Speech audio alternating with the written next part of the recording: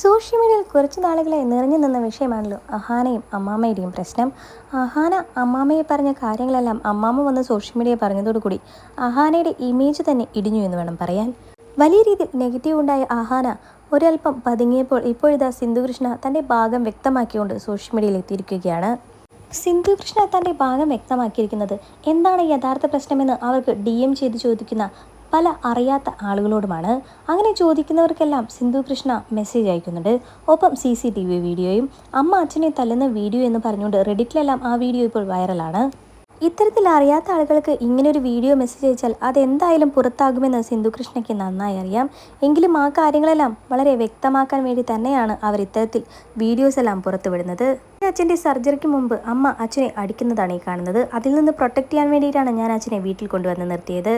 എൻ്റെ അമ്മ പറയുന്നത് എൻ്റെ അച്ഛൻ ഇങ്ങോട്ട് വരുന്നത് എന്നോട് മകളോടൊപ്പം ഉറങ്ങാൻ വേണ്ടിയിട്ടാണെന്നാണ്.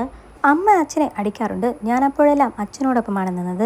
എൻ്റെ അച്ഛന് ഹോളിൽ കിടക്കാൻ മാത്രമേ അനുമതി ഉണ്ടായിരുന്നുള്ളൂ. ബെഡ്റൂമിൽ പോലും കയറ്റാറില്ലായിരുന്നു. ഇതൊക്കെ സഹിച്ചു എങ്ങനെയാണ് ഞാൻ അവരോട് വഴക്കിടാതിരിക്കുന്നത്? യഥാർത്ഥത്തിൽ സംഭവിച്ചത് ഇതെല്ലാമാണ്. ഞങ്ങളെ അറിയുന്ന എല്ലാവർക്കും സത്യങ്ങൾ അറിയാം.